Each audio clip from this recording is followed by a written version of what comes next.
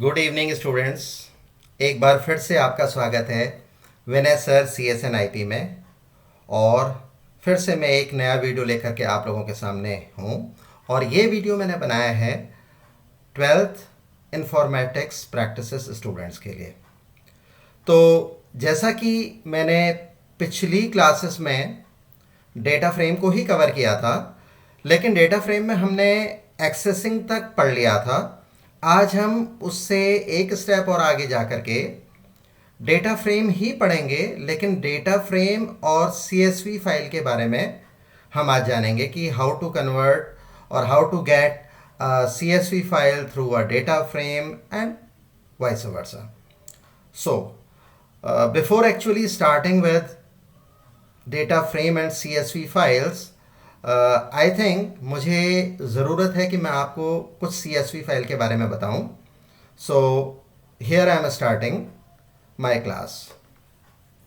So data frame and CSV files, and the very first question arising, what is a CSV file? It stands for comma separated values file. It contains plain text, mind it, plain text, separated by comma, and can be handled by very commonly used software like Excel, Notepad, and other very common softwares. So its format is very simple.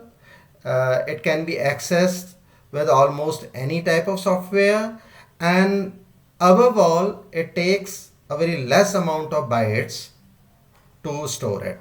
और सबसे बड़ी बात है कि ये web development में कई बार हमें इस तरह के फाइल्स की ज़रूरत पड़ती है, तो वहाँ पर भी ये एक कॉम्पेटेबल फाइल है, तो वहाँ पर आपको इसका फ़ायदा हो सकता है. तो CSV फाइल जब इतनी इम्पॉर्टेंट है तो कहीं ना कहीं पे उसका कनेक्शन होना चाहिए हमारे पाइथन के साथ भी. तो अभी हम पाइथन में जैसे कि डेटा फ्रेम के बारे में पढ़ रहे हैं, तो किस तरह से हम डेटा फ्रेम और CSV फाइल के बीच में इंटरेक्शन करवा सकते हैं, वो अब हम इसके आगे सीखेंगे. So let us create a CSV file in notepad. Notepad में अब हम एक CSV फाइल क्रिएट करेंगे.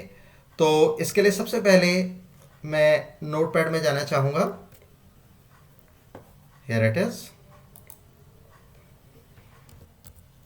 हमने नोटपैड को सर्च किया, नोटपैड पे क्लिक किया, और ये नोटपैड की विंडो हमारे सामने है.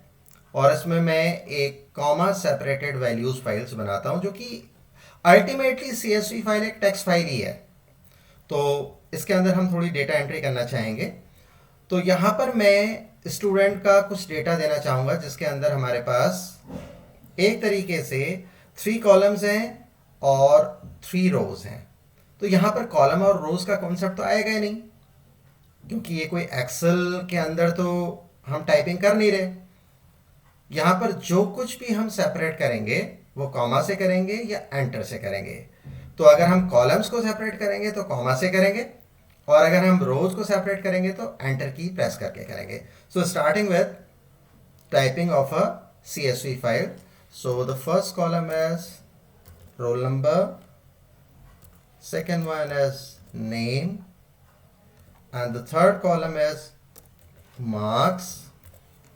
और ये देखिए एक तरह से एक रो हमारी रेडी हो गई, और जो हेडर जैसा ज़्यादा नज़र आ रहा है, एक्चुअल डेटा यहाँ से स्टार्ट होता है. So I am typing 1, Harshit,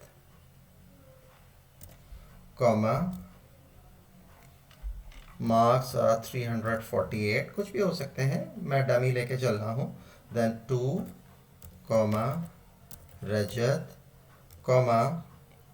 419, enter, and thereafter the third row here, 3,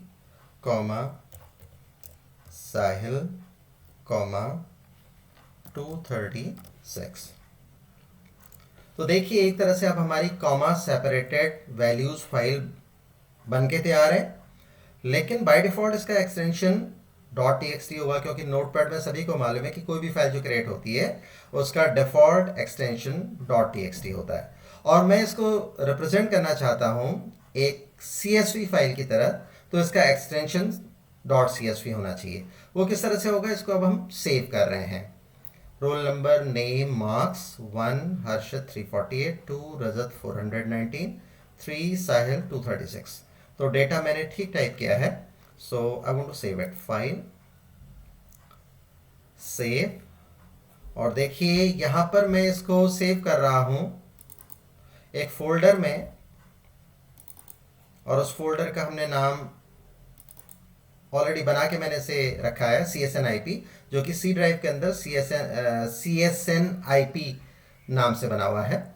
तो इसके अंदर अब हम इसको सेव कर रहे हैं, और इसके नेम को हम लोग रख लेते हैं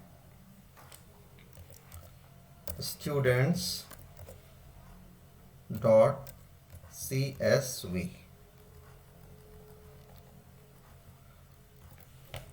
एक चीज़ नोटिस करिए कि जब मैं यहाँ पर फाइल का नेम दे रहा हूँ, उसमें मैंने फाइल का नेम एक्चुअली स्टूडेंट्स रखा, .csv उसका एक्सटेंशन दिया, और इस फाइल को मैंने डबल कोट्स के अंदर डाल के ये इंश्योर कर लिया कि अब इसमें फर्दर .txt इसके सामने न लगे।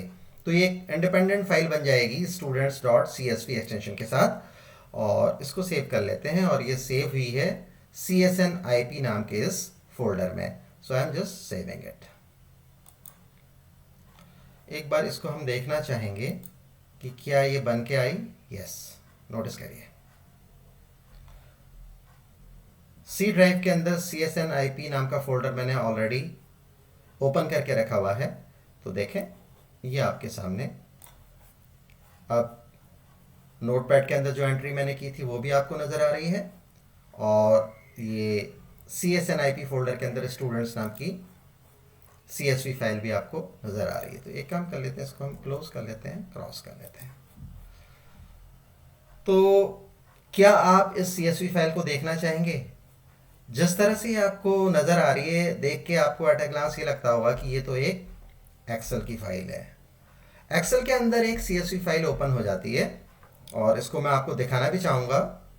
ये लीजिए, और एक्सेल के अंदर देखें ये CSV फाइल बन के आ गई। यहाँ पर आप मुझसे एक क्वेश्चन पूछ सकते हैं कि सर इसमें कॉमा तो आया ही नहीं, बट इसमें कॉमा है, और एक्सेल इसको सपोर्ट करता है। एक्सेल ने इसको रो और कॉलम के फॉर्म में शो कर दिया।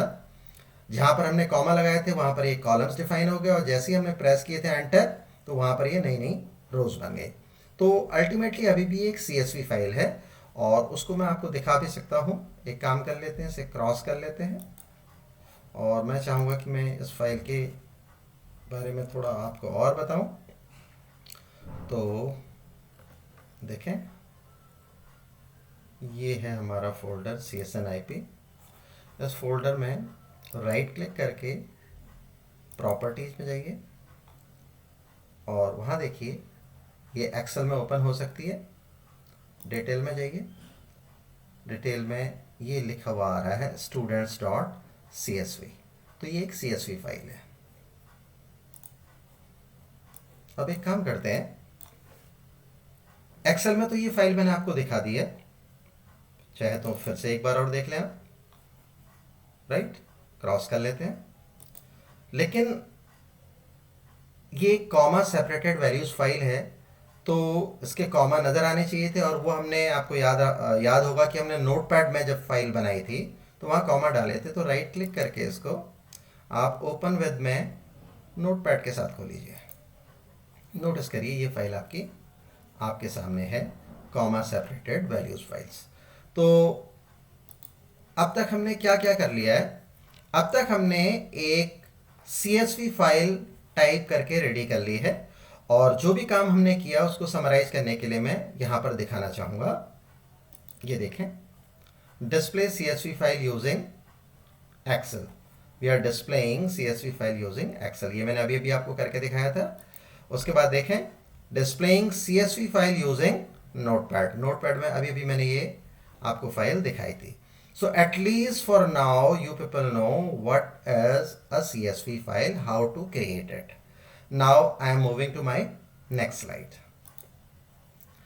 In the next slide now we will learn what, creating data frame using CSV file. अब हमने जो CSV फाइल तैयार की थी, उस CSV फाइल की हेल्प से डेटा फ्रेम को क्रिएट करना है। तो सोर्स हमारे पास है CSV फाइल और टारगेट हमारा रहेगा एक डेटा फ्रेम पैंडास का। तो वो किस तरह से करेंगे वो मैं आपको सिखाना चाहूँगा। तो सबसे पहले तो मैं ये चाहूँगा कि जो भी CSV फाइल मेरे पास है उसमें हम विद हेडर का केस करें। अब ये विद हेडर क्या है, जैसे आपको मालूम होगा उसके अंदर 3 कॉलम्स थे, role number, name and marks. तो हम ये चाहते हैं कि विद हेडर हमारी एक CSV फाइल यूज होगी और जो डेटा फ्रेम बन के आएगा उसमें हेडर प्रेजेंट रहेगा। तो पहले इसको समझ लेते हैं, फिर उसके बाद विदाउट हेडर वाले केस को समझेंगे। तो इसको अगेन मैं आपको चाहूँगा आइडियली में जाके समझाना। तो वापस अब हम यहाँ पर से आइडियली में जाते हैं और ये है हमारे पास आइडियली। तो अब हमें यहाँ क्या करना है वो उसके बारे में मैं अब आपको बताना चाहूँगा। तो उसके लिए आप देखें, ये देखें, हम सबसे पहले इस जगह पे आके देखिए मैंने कुछ काम ऑलरेडी करके रखा है। इम्पोर्ट पैंडाज SPD, ठीक है, और एक डिक्शनरी और एक डेटा फ्रेम 3 मैंने रेडीमेड रखा है, ये आगे काम आएगा। फिलहाल मुझे क्या करना था, मुझे एक डेटा फ्रेम बनाना था और पहला डेटा फ्रेम मैं बना रहा हूँ आज की क्लास का। तो उसका नेम मैं देना चाहूँगा DF1। So how to create that data frame, I am creating it now. DF1 is equal to, अब वो जो DF1 नाम का डेटा फ्रेम बनना है वो किससे बनना है, वो बनना है स्टूडेंट्स नाम की CSV फाइल से, जो कि CSNIP नाम के एक फोल्डर के अंदर प्रेजेंट थी। तो किस तरह से करेंगे, DF1 is equal to PD dot read underscore CSV। देखिए यहाँ पर read underscore CSV is going to be a very important function, जिसका पर्पज क्या होता है, जिसका पर्पज होता है एक CSV फाइल को रीड करना और रीड करने के बाद उसकी हेल्प से एक डेटा फ्रेम को क्रिएट करना। तो देखें यहाँ पर अब जो एक पैरामीटर हम देना चाहेंगे और वो एक पैरामीटर बड़ा इंपॉर्टेंट होगा, मैं एज स्ट्रिंग इसको दूंगा C:\, और आपको याद है कि कौन सा फोल्डर था, वो था CSNIP। तो इसका मतलब है C ड्राइव के अंदर एक फोल्डर प्रेजेंट है जिसका नेम है CSNIP, वो मैंने आपको दिखाया था। फिर से // followed by the name of, देखिए खुद से आ गया यहाँ पर क्योंकि students.csv ऑलरेडी था तो सजेशन में आ गया, तो ये मैंने यहाँ पर दे दिया और उसके बाद मैंने इसको फिर से क्लोज कर दिया एंड पैरेंथेसिस क्लोज कर दिया। तो एक बार इसको समराइज कर लेता हूँ। I am trying to create a data frame named DF1, how PD dot read CSV function की हेल्प से हम एक CSV फाइल को रीड कर रहे हैं students.csv, जो कि C ड्राइव के अंदर CSNIP नाम के फोल्डर के अंदर है। So I am pressing enter now. So command is accepted, कोई एरर नहीं आई। Now obviously I would like to display it, so print DF1 और इस पर ही नोटिस करिएगा, देखिए क्या आता है। देखिए वही डेटा जो अभी थोड़ी देर पहले मैंने टाइप किया था नोटपैड की फाइल में, और या सीधे बोले तो एक CSV फाइल में नोटपैड के थ्रू बेशक मैंने किया था, वो आपके सामने आ गया। और नोटिसेबल बात कि इसमें हेडर प्रेजेंट है, तो विद हेडर जो मैंने ये यहाँ लिखा है इसका मतलब आपको समझ में आ गया होगा कि मैंने इस बारी जो हेडर एक्चुअली वहाँ दिया था वही हेडर हमारा यहाँ पर भी आ जाएगा। किस फाइल के अंदर या किस डेटा फ्रेम के अंदर, DF1 के अंदर। फाइल तो हमारी students.csv है, लेकिन जो उसे डेटा फ्रेम बना वो बना DF1 और उसके अंदर प्रॉपर मैनर में एक हेडर हमारे सामने आ गया। तो मैं अब आपको ये दिखाना चाहूँगा। I am going back to my slide this way and this is it. देखिए क्या हुआ था, मेरे पास एक माई स्टूडेंट्स.csv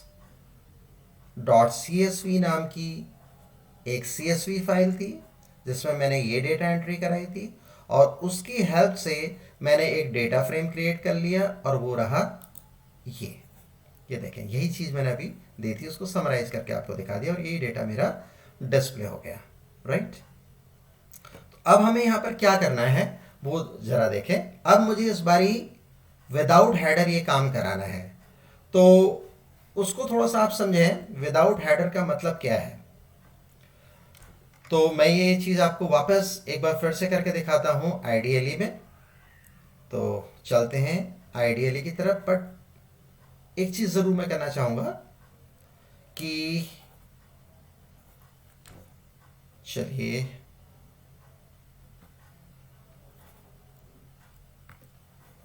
ये हम गए आईडीएलई में और इस बारी हम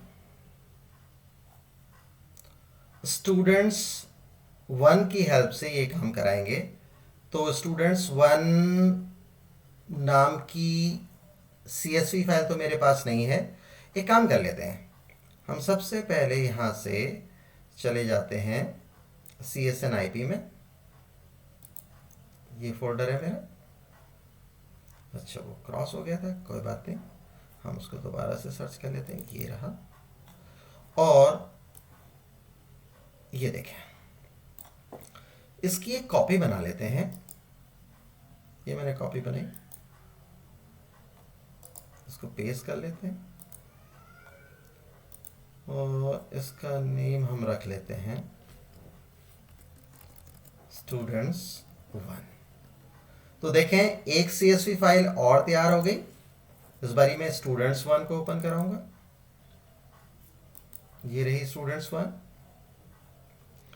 लेकिन इस बारी मैं कुछ प्रोविजन कुछ ऐसे करके चल रहा हूँ इसमें कि हेडर है ही नहीं मेरे पास, तो मैं इस रो को हटाना चाहूँगा। मैंने यहाँ पर एक काम कर लेते हैं, अगर हम चाहे तो यहाँ पर भी इस काम को कर सकते हैं, there's no issue as such।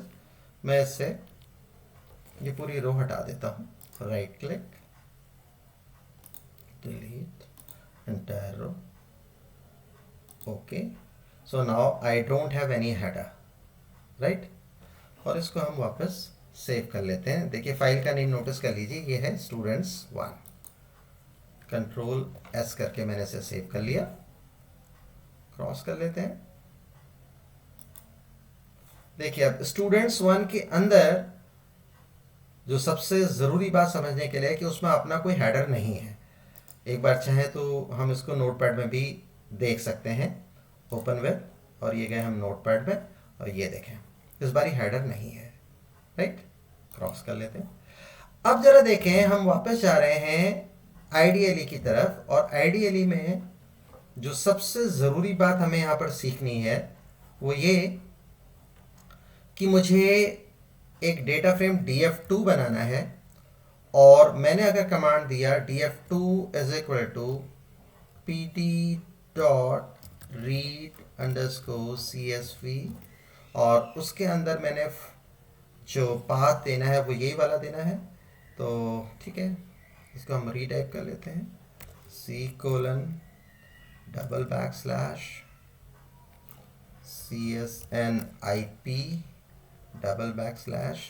now students1.csv I am providing, right. तो आप लोग देख लें ये कमांड अब करेक्ट है। तो आप खुद से सोचें कि इसमें क्या गलत होगा। चलिए मैं करके ही दिखा देता हूँ आपको। आई एम प्रेसिंग एंटर की। So command is executing very successfully, there is no issue as such, and I would like to display data frame 2 and see it. What is the problem here?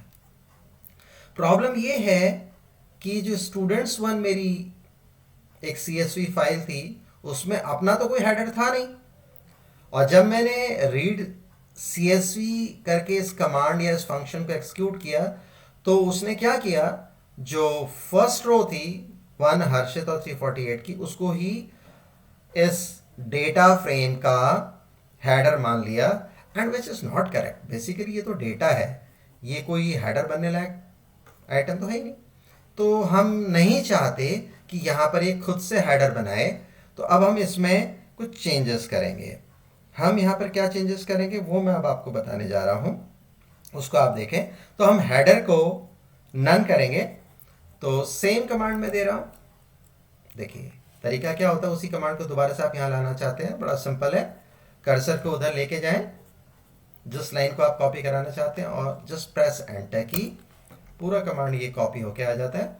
अब आप यहाँ पर कुछ और add कराएंगे, comma, और आपने क्या देना है, यहाँ पर आपने देना है header is equal to none. ठीक है, तो हमने लिखा header is equal to none, keyword है, आप प्रॉपर तरीके से दें, और उसके बाद आप फाइनली एंटर की प्रेस कर लें। And now see the difference, print df2 data frame 2, and this way one Harshit 348 is now a proper data row, और 0 1 2 बाय डिफॉल्ट उसने कॉलम्स के नेम ले लिए हैं, तो it looks better and this must be. But ये कैसे possible हो पाया, पिछला जो कमांड आपने दिया था, राइट, जब आपने df2 बनाया था वो इस तरह से करा था, और इस बार अगर अच्छा रहेगा कि मैं df2 के बजाय df3 बना लूं, सो दैट कंफ्यूजन ना हो। तो क्या करें, अच्छा पहला df1 बना हुआ, फाइन, नहीं इसे df2 ही रहने देते हैं, इट्स ओके। सो df1 जिसमें खुद से हेडर आ गया था, df2 जिसमें ओरिजिनल CSV फाइल में हेडर नहीं था, तो हमने हेडर इक्वल टू नन करके जो डिफॉल्ट हेडर आता है 0 1 2 कॉलम्स के नेम, उसका प्रोविजन कर दिया। तो आई होप आपके समझ में आ गया कि हेडर इक्वल टू नन करने का क्या एडवांटेज होता है। सो now I have df1 and df2। df1 has a header but df2 has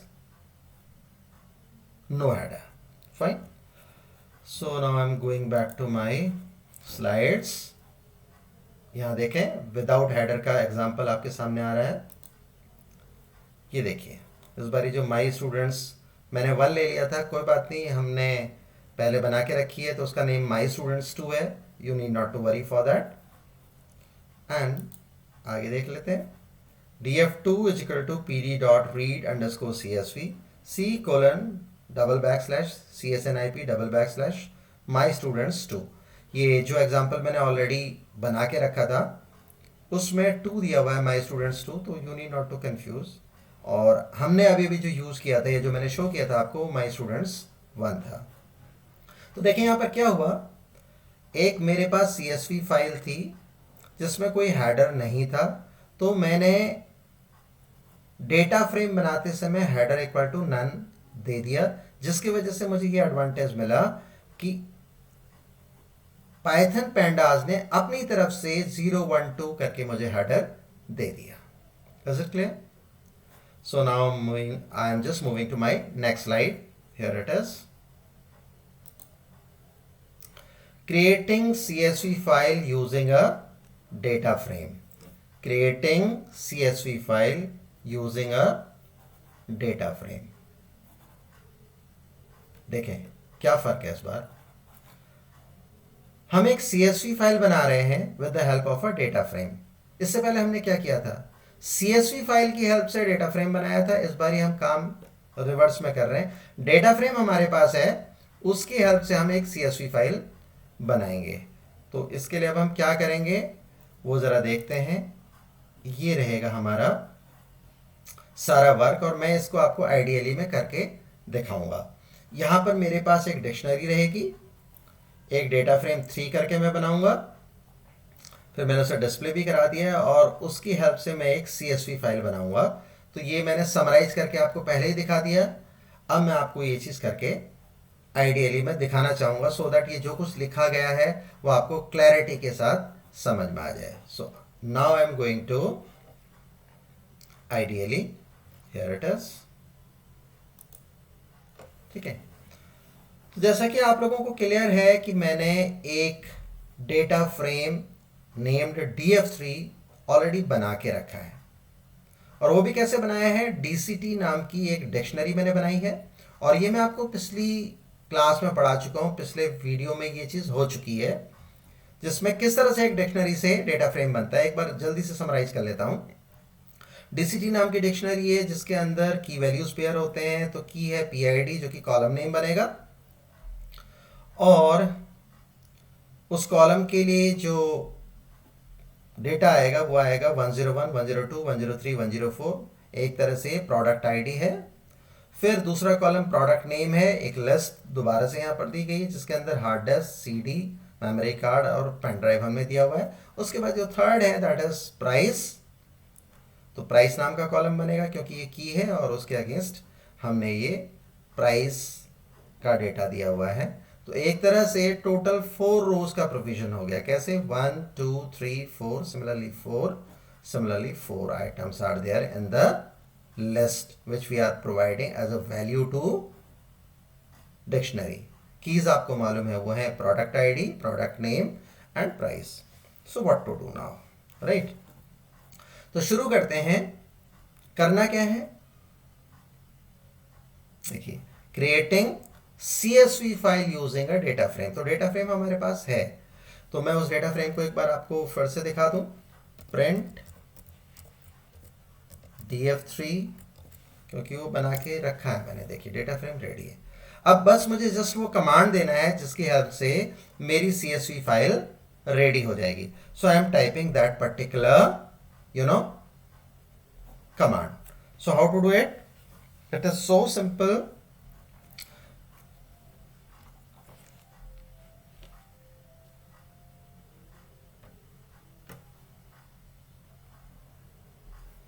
हाँ जी,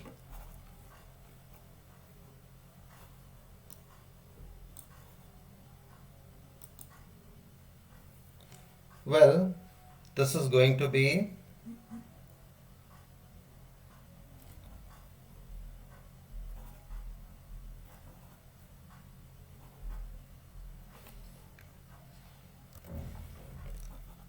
तो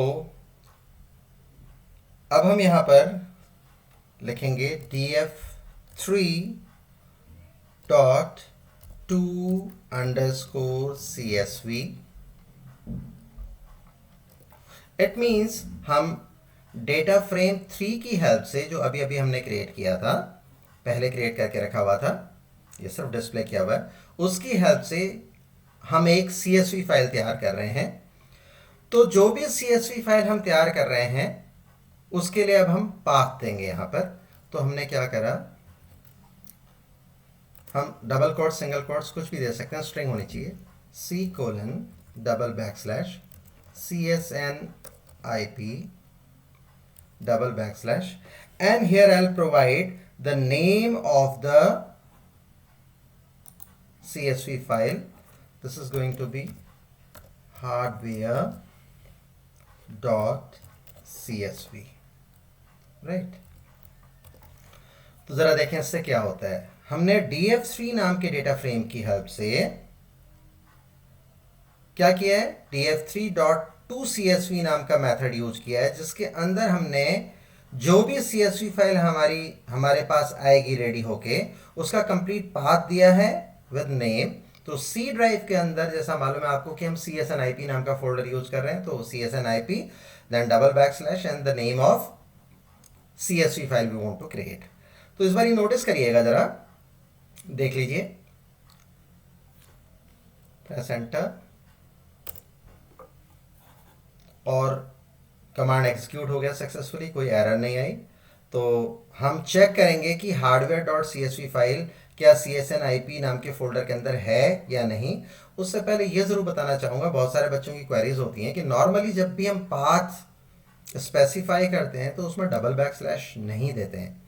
देखिए यहाँ पर / देने का एक मीनिंग है, आप इसको एज अ स्ट्रिंग दे रहे हो, तो / बेसिकली एक तरह से एस्केप सीक्वेंस की तरह वर्क करता है, और इसका जो कन्वर्जन होके आता है वो ये आता है कि C:\CSNIP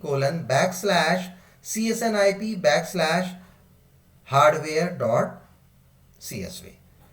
तो / का मीनिंग है सिंगल /, क्योंकि / यहाँ पर हम एज एस्केप सीक्वेंस दे रहे हैं, राइट? तो चल के देखते हैं कि क्या hardware dot C S V नाम की ये C S V file CSNIP नाम के फोल्डर में बनी या नहीं। ये देखें, ये फाइल बन चुकी है, अभी अभी हमने बनाई और ये बन के आ गई। तो एक काम करते हैं, सबसे पहले तो मैं इसको नोटपैड में देखना चाहूँगा। ओपन विद नोटपैड, और देखिए ये बन के आ गई। PID product ID, P_name product name, price. और अब आप यहां पर एक क्वेश्चन रेज कर सकते हैं। ये देखें, इसको अगर अच्छी तरह से देखें, यहां पर मेरे पास कोई भी डेटा नहीं है, देखिए, क्योंकि ये क्या है, ये तो सॉर्ट ऑफ रो इंडेक्स है और इंडेक्स है इनफैक्ट, और ये कॉलम्स है, यहां पर कोई डेटा नहीं है। तो उसने क्या कर रखा है, उसे देख लें। देखिए खाली कॉमा दे दिया है इस जगह पे, कॉमा PID P नेम और price, PID P name price. लेकिन उसके नीचे फिर 0,101, HD, 3500 एंड सो ऑन। तो इंडेक्स भी CSV फाइल का पार्ट बनी है, रो इंडेक्स भी CSV फाइल का पार्ट बनी है। Is it clear? तो आई होप आपके समझ में आ गया होगा। देखिए ये था कमांड जो हमने दिया, और जो फाइल बन के आई हार्डवेयर वो रही यहाँ पर। और उसके बाद जब हमने उसको ओपन किया तो वो ये आपको नज़र आ रही है। और इसको मैं क्रॉस कर देता हूँ और एक बार मैं इसको आपको एक्सेल में भी दिखा सकता हूँ। ये देखें,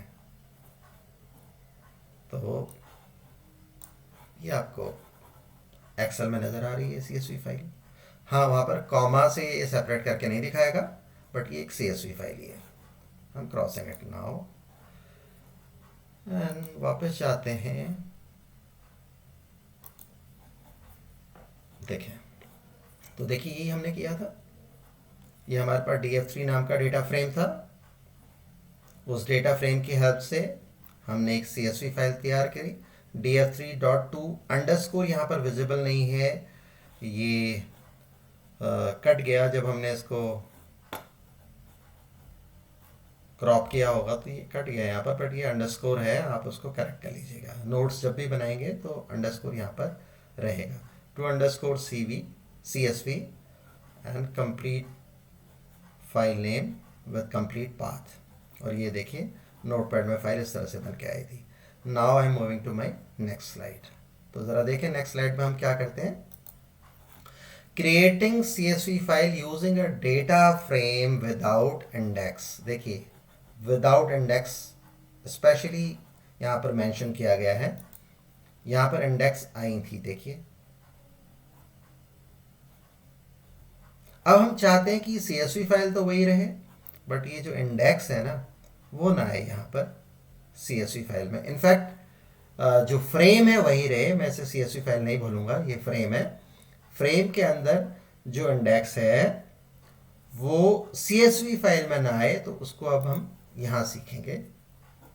तो ज़रा नोटिस करिए, यही पहले हमने किया था।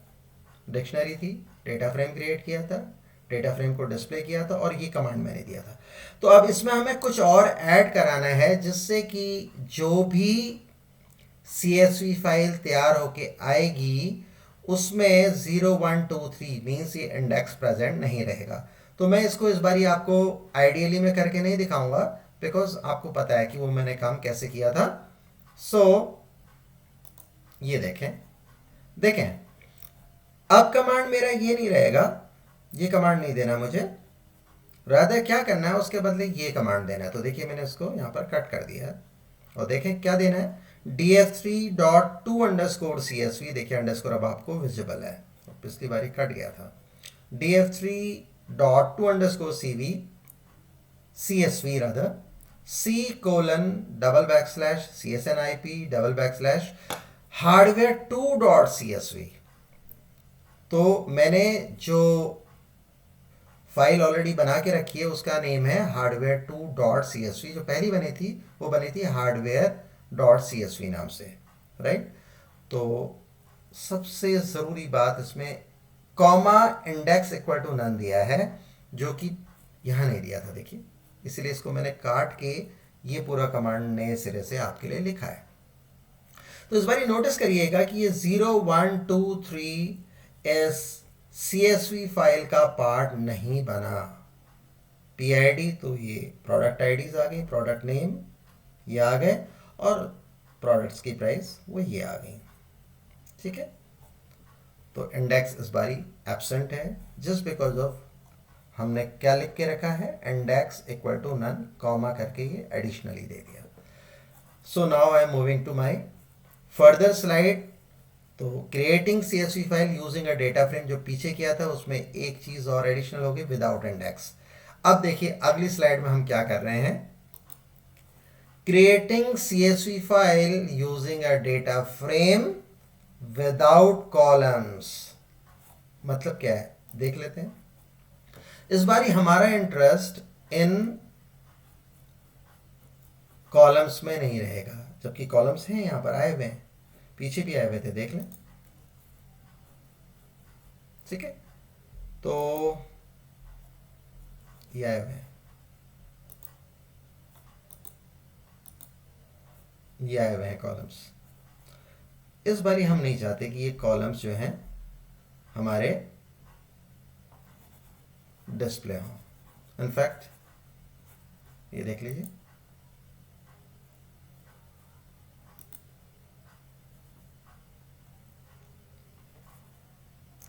तो हम क्या करेंगे उसको चेक कर लें। सेम df3.2 CSV बिल्कुल सिमिलर रहेगा। अब हमने इस बारी इसको फिर से कट किया और df3.2 CSV दिया है, सेम पाथ।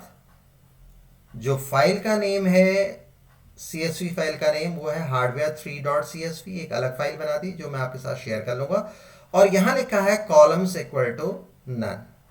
पिछली बारी क्या किया था देखें,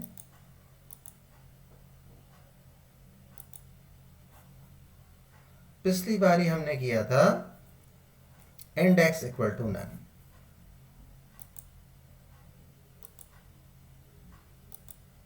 इस बारी हमने क्या किया, कॉलम्स इक्वल टू नन। तो उसका रिजल्ट भी देख लें। इस बारी आपको कॉलम हेडर्स नहीं नजर आ रहे, right. P_ID product ID, P_ name product name, price वो यहाँ पर CSV फाइल का पार्ट नहीं है। हाँ, कॉलम इंडेक्स बिल्कुल आ रही हैं, और ये इसको उसने फिल कर दिया 0 से। तो अब आपने फिल नहीं किया, इनफैक्ट ये तो सही डेटा है 0 101, और इस तरह से ये देखिए आप क्या हुआ। Is it clear? Columns equal to none लिखने से जो कॉलम हेडर होता है वो अब डिस्प्ले नहीं होता। तो एक बार इसको जल्दी से समराइज कर लेते हैं।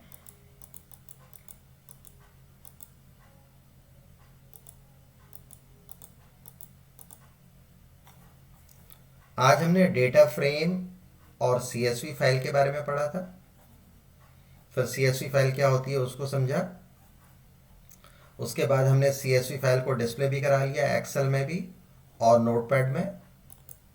फिर उसके बाद हमने डेटा फ्रेम को क्रिएट करना सीखा with the help of CSV file, with header and without header. Finally हमने CSV फाइल बनाई with the help of a data frame. तो उसमें हमने सबसे पहले बिल्कुल एक जनरल केस सीखा जिसमें जिस तरह से हमारा डेटा फ्रेम था एग्जैक्टली उसी तरह से हमारी CSV फाइल आ गई। फिर हमने CSV फाइल ही क्रिएट की है अगली स्लाइड में, लेकिन वहाँ पर एक चेंज आ गया। क्या चेंज आ गया? विदाउट इंडेक्स हमने अचीव किया। ये देख लें, इस बार यहाँ पर कोई इंडेक्स हमारे पास नहीं है, डायरेक्टली डेटा शुरू हुआ है, कॉलम शुरू हुए हैं, कोई 0 1 2 नहीं है। और उसके बाद वापस हमने creating CSV file using a data frame पढ़ा, बट उसमें क्या डिफरेंट था? विदाउट कॉलम्स हमने किया है। ये देख लें, यहाँ पर अब कॉलम्स के नेम नहीं आए, PID, P नेम, प्राइस वो यहाँ पर डिस्प्ले नहीं हुए। सो